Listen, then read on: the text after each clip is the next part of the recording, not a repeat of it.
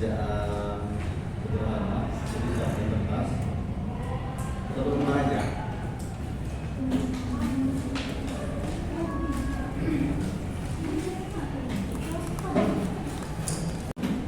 Indikator performa terukur, pertemuan ke-6, metrik citasi, jurnal, dan penulis.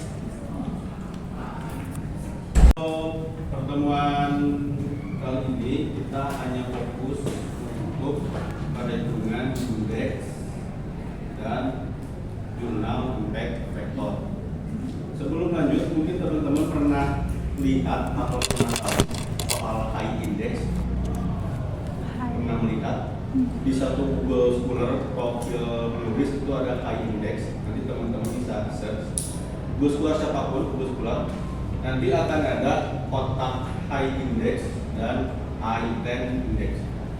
Nah, di situ kita akan mencoba cara mengetahui bagaimana sih untuk mendapatkan high index ini dan apa bonusnya. Nah, kegunaan teman-teman mengetahui high index serta jurnal impact factor atau kita singkat sebagai JIF. Jurnal impact factor ini menjadi acuan apakah jurnal tersebut memang memenuhi standar untuk menjadi jurnal yang berkualitas atau tidak. Karena tidak semua jurnal-jurnal internasional bahkan jurnal Scopus sekalipun memiliki jurnal impact factor yang bagus. Jadi jurnal impact factor ini kesimpulannya adalah untuk menilai apakah jurnal tersebut memang berkualitas secara dokumen dan berkualitas secara citasi. Karena seringkali jurnal itu mempublish banyak sekali artikel tapi minim sekali citasi. Ada yang tahu nggak citasi itu sebenarnya apa? Gampang sih.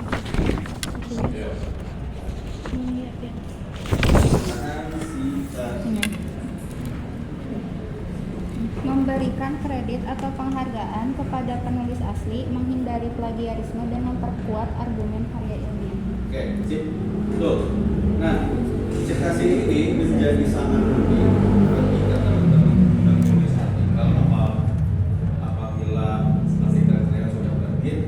Ketika ada seseorang yang mencitasi artikel tersebut, maka artikel kalian tersebut bisa dikatakan berdampak bagi orang tersebut. Karena jika artikel yang kita buat itu minim sekali citasi, bahkan tidak ada yang mencitasi sama sekali, bisa dikatakan artikel kita apa? Gak jelas, bahkan bisa dibilang itu gak menarik sama sekali. Nah, mungkin teman-teman sering kali mengutip seseorang yang itu sangat berdampak sekali di bab 3. Ada yang tahu? Sugiono. Bayangkan Sugiono itu seringkali disitasi dari berbagai generasi, dan kalau teman-teman lihat, bahkan mungkin teman-teman mengalami sendiri, bab 3 itu seringkali banyak sekali kutipan Sugiono dengan berbagai tahun. Padahal sebenarnya cukup satu aja kutipannya, nggak usah banyak-banyak, itu sudah mewakili karya beliau digunakan. Karena memang sih itu menjadi kesalahan menjadi kesalahan antar generasi juga ketika kita membuat skripsi atau membuat artikel itu kita mengutip Profesor Sugiono banyak sekali, bahkan banyak buku beliau itu dikutip dari yang tahun 2003, 2016, bahkan 2020 itu dikutip. Padahal kita nggak harus sampai mengutip dari tahun yang sebelumnya, kita cukup kutip yang paling baru. Gitu. Kenapa? Karena Prof. Sugiono ini bukunya banyak sekali menulis tentang metode penelitian, entah itu yang fokusnya kuantitatif, entah itu fokusnya yang kualitatif, atau bahkan keduanya. Beliau itu seringkali menulis buku tentang metode penelitian. Jadi untuk kedepannya ketika teman-teman ingin mengutip beliau, cukup yang tahun terbaru saja, supaya tidak menjadi komentar ketika sudah nanti awalnya. Karena sebenarnya metode penelitian itu nggak harus banyak kutipan. ini mungkin di luar topik kita di bibliometrik. Buat nanti teman-teman menulis tugas akhir, metode penelitian itu cukup kalian menceritakan bagaimana mendapatkan datanya dan bagaimana nanti di lapangan. Gak perlu ada pengertian metode penelitian itu apa, pengertian kuantitatif itu apa, itu gak perlu. Pasti akan direvisi dan diubah. Itu trik aja sebenarnya. Nah, kembali ke topik. Nah, terkait impact factor ini, kita bisa melihat nilai impact factor ini di website namanya Lari Impact. Nanti Bapak akan tunjukkan websitenya. Tapi website ini itu tidak bisa teman-teman akses secara gratis karena yang bisa mengakses ini hanya institusi yang berlangganan website. Ini Bapak tunjukkan websitenya. Nah, selain ada impact factor tadi mengenai citasi atau science score, dan selain itu juga ada Sinta Score. Nah, Sinta Score ini wilayahnya di kita di Indonesia, bahkan para peneliti itu berlomba-lomba untuk meningkatkan Sinta Score mana yang paling tinggi. Nah, biasanya perhitungan Sinta Score ini terkait berapa banyak artikel yang publish, buku yang publish, artikel yang disitasi, serta terkait karya-karya yang memang masuk ke capaian intelektual. Itu Sinta Score. Tapi kita nggak terlalu jauh soal Sinta Score dan science score ini, kita cukup impact factor aja. Nah, di aplikasi yang Bapak kirim itu di Klemes, jadi teman-teman bisa buktikan apakah memang itu akurat atau tidak. Nanti akan kasih contoh di website yang nanti Bapak punya. Nah, ini merupakan rumus dari bagaimana mendapatkan rumus impact factor. Nah, sebenarnya impact factor ini sederhananya supaya tidak pusing, kalian cukup cari tahun sekarang dan 2 tahun sebelumnya. Intinya 2 tahun sebelumnya sudah selesai.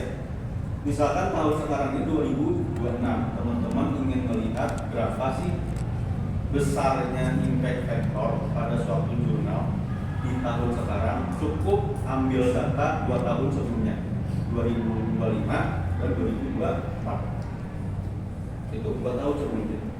Nah, terus ketika teman-teman sudah paham mengerti tentang 2 tahun sebelumnya, teman-teman cukup cari berapa banyak citasi artikel di tahun tersebut, di tahun 2 tahun sebelumnya, dan berapa banyak artikel yang publish pada 2 tahun sebelumnya. Jadi nanti sebenarnya di kalkulator itu udah gampang, teman-teman pakai aja.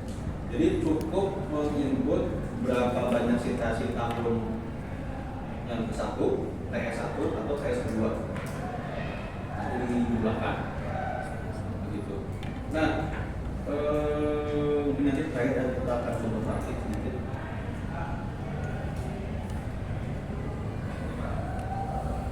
Nah, oke, untuk mengetahui penemu dari indeks ini, indeks ini yaitu dari George E. Case pada tahun 2005. Beliau ini menjadi penemu perhitungan H-index, di mana H-index ini menjadi acuan bahwasanya peneliti itu tidak semuanya karyanya berdampak. Itu. Memang ada peneliti yang betul-betul mungkinnya tidak bermaksud merendahkan, tapi kebanyakan profesor yang kita lihat, pengangkatan profesor, segala macam profesor, itu tidak banyak mereka yang artikelnya berdampak. Mungkin sudah tinggi, oke. Pengalaman dalam akademik mereka tinggi, oke. Tapi secara artikel, karena kita sebagai akademik itu melihat karyanya, tidak semua profesor itu memiliki artikel yang berdampak. Maka dari itu, George mengungkapkan H-index ini menjadi acuan apakah peneliti tersebut ini berdampak atau tidak. Enggak. Nah, selain itu untuk H-index ini di lapangan memang cukup unik sekali karena bahkan lulusan yang S1 aja itu memiliki H-index yang lebih tinggi dari dosen. Ada yang kayak gitu. Bahkan bahkan lulusan S2 aja memiliki high index yang cukup tinggi ketimbang profesornya, ada seperti itu. Nah, itulah fakta unik di balik dunia akademik itu. Jadi terkadang seseorang yang memiliki gelar paling tinggi itu tidak semua memiliki artikel yang terdapat. Itu yang disebut priority. Nah, oke, kita next. Nah, inilah perhitungan high index yang nanti akan teman-teman coba praktekkan. Nah, untuk perhitungan high index itu cukup mudah. Jadi teman-teman hanya membandingkan jumlah citasi artikel ini dengan rankingnya. Misalkan ranking 1 itu memiliki 20 citasi, maka itu sudah termasuk high index. Oke, high index 1. Terus untuk yang ranking 2 itu sebanyak 15 citasi. Oke, masuk high index. Yang ketiga itu sebanyak 8 citasi, ranking 3. Oke, masih masuk. Nah, yang keempat itu sebanyak 5 citasi. Oke, masih masuk. Nah, yang kelima itu sebanyak 4 citasi. Kenapa tidak masuk? Ada yang mau bisa menjawab?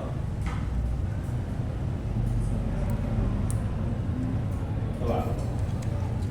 Udah keterangan itu. Kurang dari 5. Nah, kenapa kurang dari 5? Contohnya. Oh.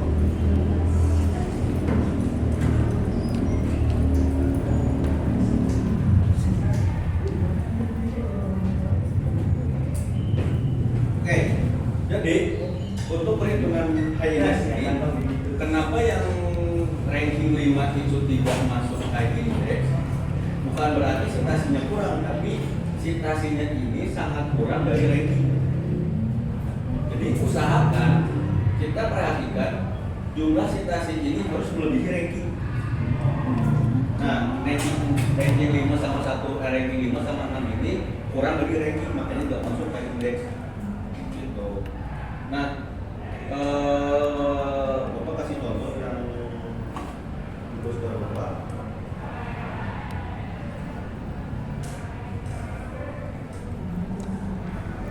Nah, coba ada berapa indeks dari yang Google Scholar yang di Bapak? Coba berapa high index Google Scholar yang punya Bapak? Coba. Tadi rumusnya bandingkan dengan ranking. Jadi usahakan harus melebihi ranking. Ranking Ini jumlah citasi harus melebihi ranking.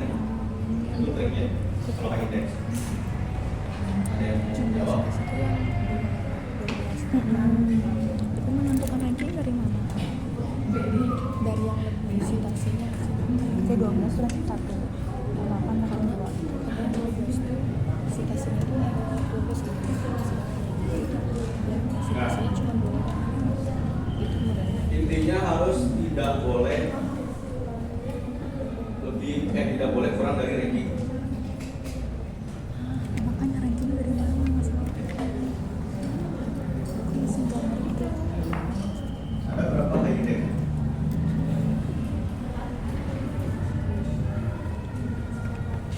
Saya mau jawab.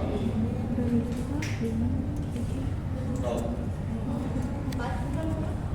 Pak, oke. Bisa jelaskan kenapa bisa 4? Soalnya 12, 8, 5 gitu. Gitu.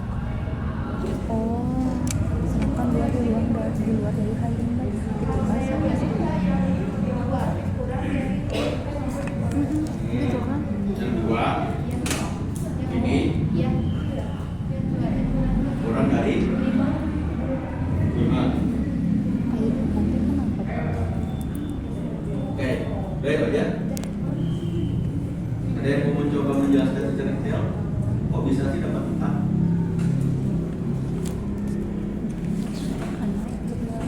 Karena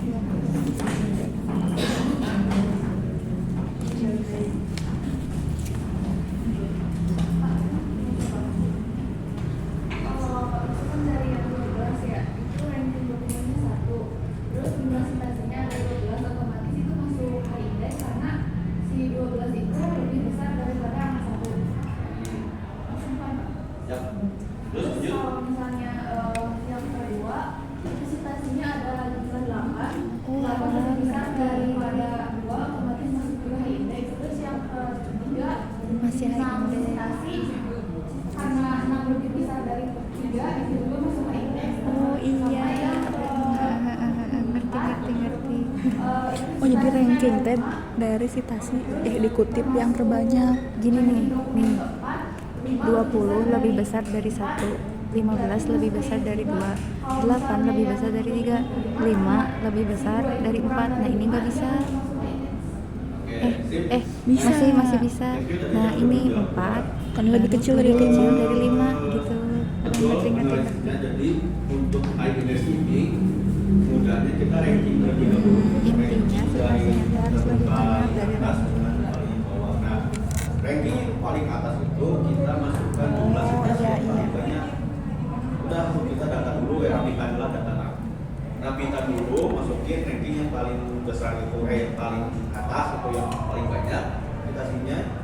Nah setelah itu untuk menghitung jumlah high index, bandingkan tadi yang kata benda, bandingkan dengan rankingnya.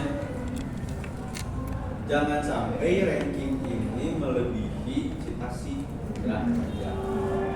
Kalau misalkan ranking sudah melebihi citasi, alias rankingnya lebih gede ketimbang citasi, maka nggak masuk ke high index. Selesai. Nah, jadi gini ya, nanti untuk format analisa si index ini dibentukannya tabel, teman-teman ranking terlebih dahulu. Nah, oke, kita lanjut. Selain high index, ada satu lagi indeks yang ada pada Google Scholar, yaitu namanya I10 index. I10 index ini hanya dihitung citasi minimal.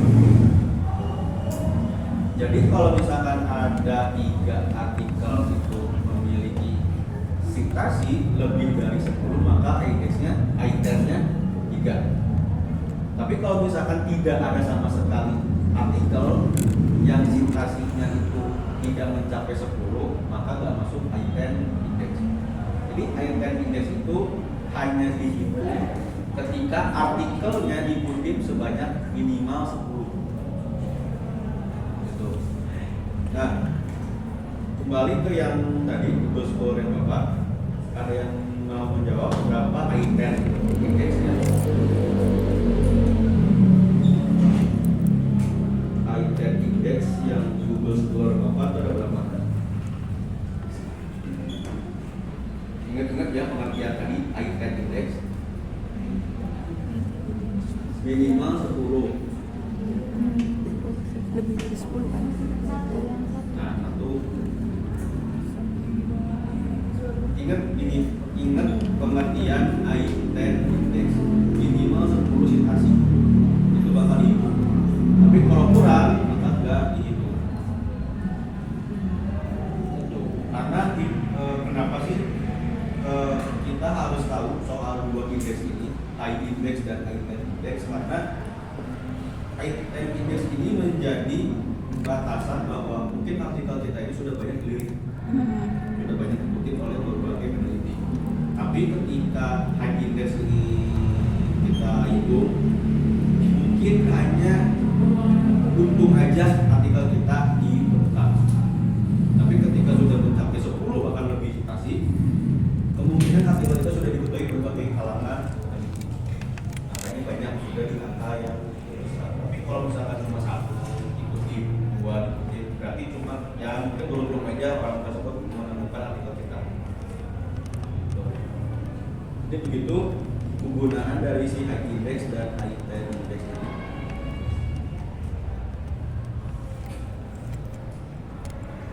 Nah, oke. Sebelum itu mungkin ada bukan ini ya, tapi lebih ke kewaspadaan kita dan teman-teman supaya tahu bahwa memang ada kebobrokan yang itu kali ini sering terjadi di kalangan akademik, dan di mana mereka itu seringkali mempraktekkan cara-cara haram untuk meningkatkan skor Google Scholar mereka. Bahkan Google Sinta scoring aja mereka pun Bagaimana caranya? Itu dengan mengutip dirinya sendiri. Kita pasti menulis artikel, udah banyak kan teman-teman ya, dari semester lalu bahkan sampai semester sekarang pun teman-teman kan sudah banyak artikel yang sudah teman-teman tulis, maupun itu individu maupun kelompok. Nah, self citation ini cara kerjanya adalah ketika artikel yang teman-teman bikin sudah publish dan teman-teman ingin membuat artikel baru, itu mengutip artikel kalian sendiri yang sudah tulis sebelumnya. Apakah boleh? Boleh aja, tapi dengan batasan. Tapi kalau itu digunakan secara masif, secara banyak, tanpa dikutip, itu menjadi pelanggaran berat bagi akademik. Dan itu melanggar etika akademik, tidak diperbolehkan. Dan praktek itu sudah ada sejak dulu, bahkan sampai sekarang pun. Dan intinya untuk meningkatkan Google mereka, karena ya mungkin kalau kalian belum akan, tapi ya kita akan merasakan di hari ini ketika nanti mungkin ada yang ingin menjadi dosen atau menjadi peneliti, Google itu menjadi portofolio yang sangat berharga untuk diidentifikasikan. Kan kalau misalnya teman-teman nanti mencari kerja mas CV-nya, cari kerja mas CV, berbagai pengalaman, sertifikat, jabatan di organisasi apapun dimasukkan itu kalian CV. Tapi ketika dosen itu bukan CV yang dilihat, tapi portofolio penelitian, tugas scholar lah, fokus lah, cinta lah, dan segala macam. Dan mungkin kalian akan menyadari kenapa sih tugas kalian itu jurnal, bikin artikel, sambil jurnal, segala Nggak macam. tahu juga jaga-jaga we. Ya memang sih nggak semua dosen seperti itu, tapi memang kita pun ada tuntutan menulis artikel, tapi dengan cara yang memang itu tidak elegan, menyuruh kalian menulis artikel dengan menjadikan nama-nama kita. Nah itulah praktek-praktek yang bisa dibilang melanggar etika. Oke, pahami? Nah, sudah siap atas lembahnya? Sudah deh.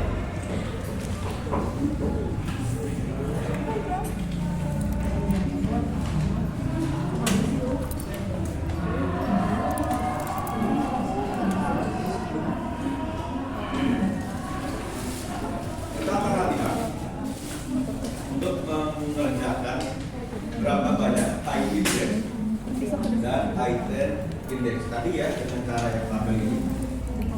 Jawabannya nanti seperti ini nanti bentukannya. Jadi ranking dulu, ini berapa yang satu di mana, di dua, tiga, dan seterusnya. Nanti setelah itu kasih tanda apakah ini indeks atau tidak. Silakan kerjakan. Di tabel ini kan apa? Tulis aja dulu, dia yang dulu udah. Kan ditabelin. Nanti. Bapaknya bilang aja. Itu yang pengarsa kan awal.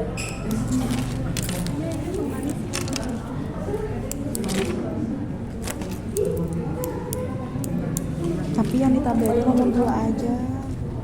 Bikin-bikin buat H index doang. Kertas aku hijau nggak apa ya? Nggak apa-apa.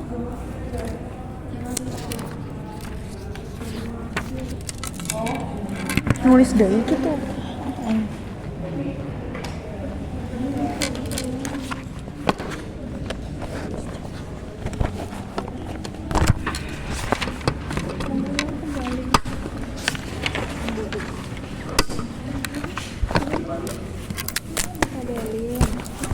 Yang nomor 2 cuy. Kan aku pada deh.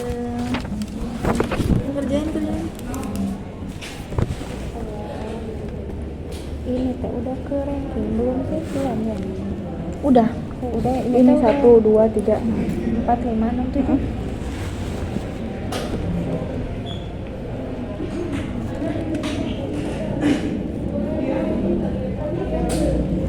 Oh ya. Ya tahu kirimin PDF-nya.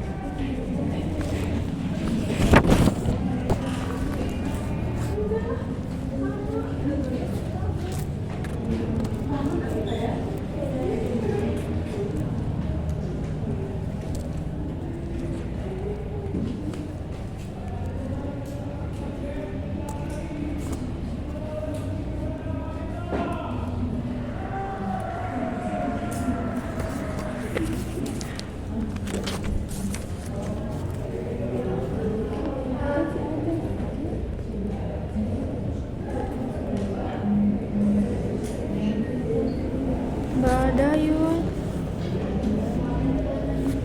Enggak, cuma bawa satu.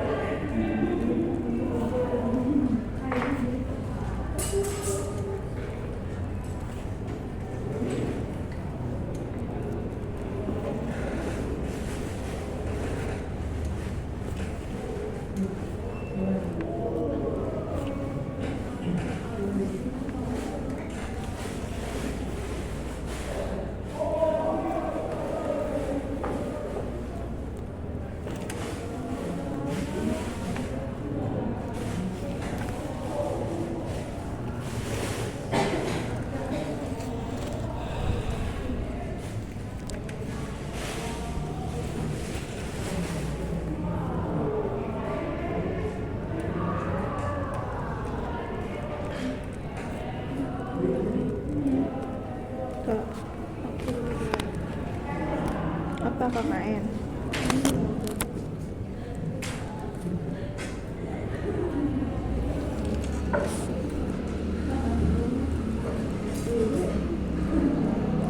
Tentang apa? Ntar dibukanya maghrib.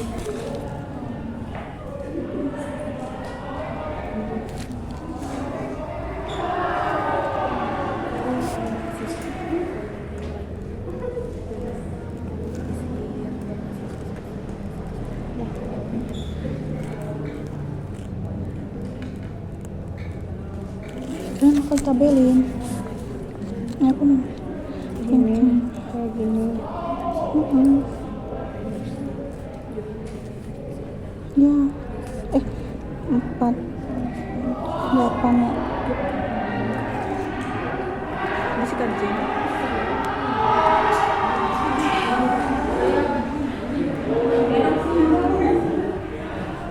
Tabelnya apa aja?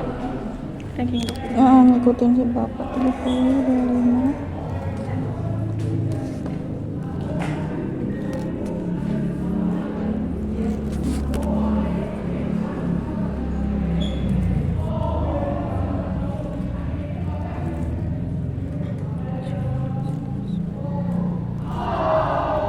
nonton bola Nonton gitu? bola.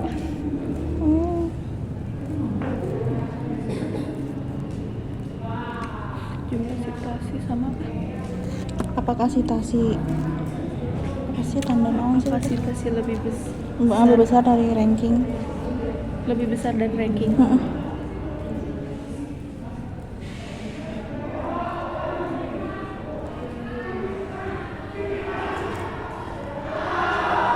Anjing pedang mukul anjing. Tadi aku jadi pintar ya. Pintar bos. Aku kayak gini. Kayak gini. Berapa sih? 3. 4 ya.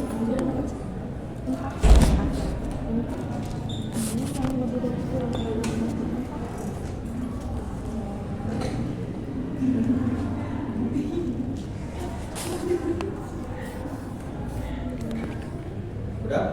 Belum Mbak. Yang udah enggak kumpulkan ke depan. Yang udah boleh pulang. Yeay. Tunggu. Ini apa dia nih isinya apa? Itu naon sih? Ini 30 bisa dari 1 sampai 7 Gini. Nyampe sampai 7. kok 7? Ya citasinya 7.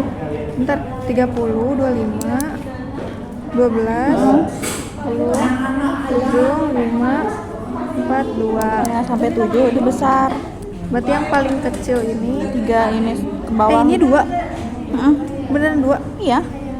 Ini emang cuma segini. Kok aku tulis semua aja tuh.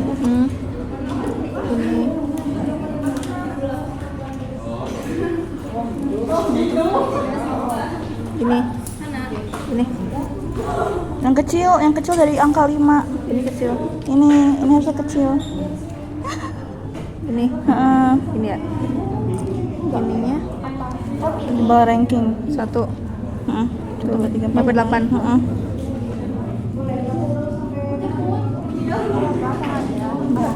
Masih dia.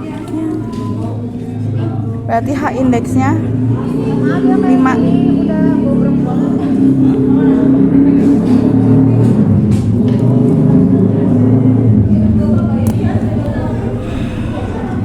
Balik bos. Masih dia. Iya. Kita pulang. Aku bisa naik jam 5. Yeay. Yeay. Soalnya aku mau